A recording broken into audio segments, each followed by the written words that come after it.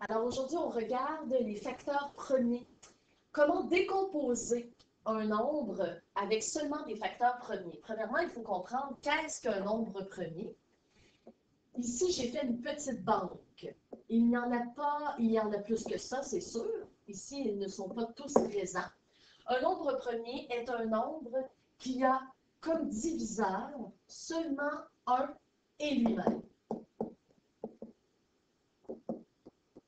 Un et lui-même. Comme par exemple, le 2. Si je veux trouver les diviseurs de 2, il y a seulement 1 fois 2 qui fait 2. Le 13, même chose, il y a seulement le 1 et le 13, 1 fois 13 qui donne 13.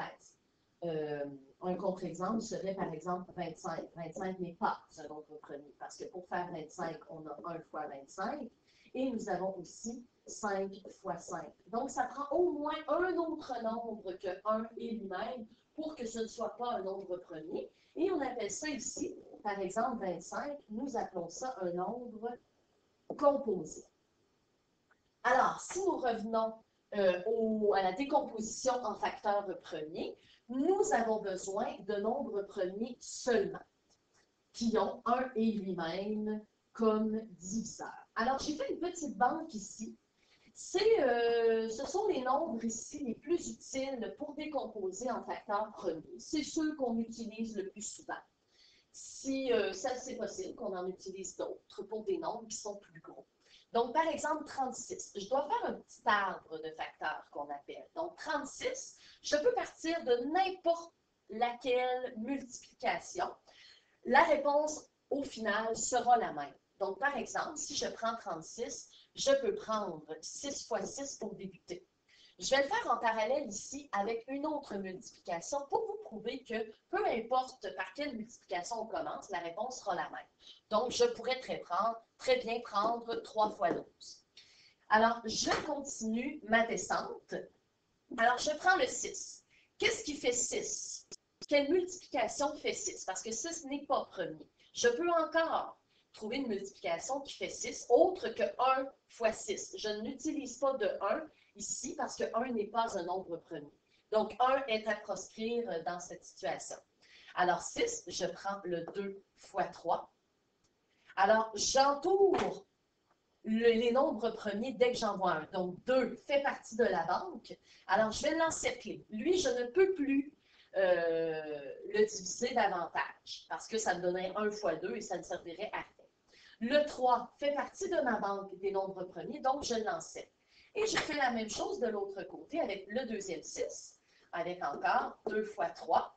Et j'entoure les nombres premiers qui découlent de ça. Ce qui fait comme réponse, et là, je dois classer mes nombres premiers tous ensemble, les mêmes ensemble. Donc, le 2, je le retrouve 2 fois, ce qui fait 2 fois 2. Et je continue avec le 3, que je retrouve aussi 2 fois, donc 3 fois 3.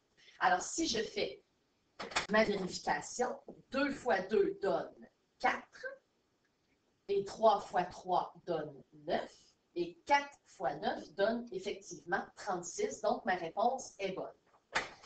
Je peux aussi donner ma réponse avec des exposants, comme par exemple, je peux dire 2 exposant 2, car le 2 est multiplié par lui-même 2 fois, et je continue avec fois 3 exposant 2, parce que le 3 est multiplié par lui-même 2 fois.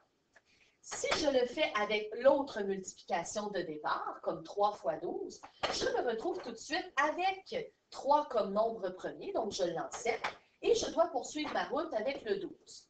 12, qu'est-ce qui peut faire 12? Encore là, j'ai une multitude de possibilités, comme par exemple 2 fois 6 ou encore 3 fois 4. Ici, je désire utiliser le 3 fois 4, mais c'est libre à moi. Alors, le 3 est premier, le 4 ne l'est pas. Alors, je continue sa descente. Qu'est-ce qui fait 4? On connaît très bien le 2 fois 2. Donc, 2, un nombre premier, 2 aussi, ce qui me donne au final la même réponse que précédemment. Donc, j'ai 3 fois 3 fois 2 fois 2. Et je peux traduire avec les exposants. 3 exposant 2 fois 2 exposant 2.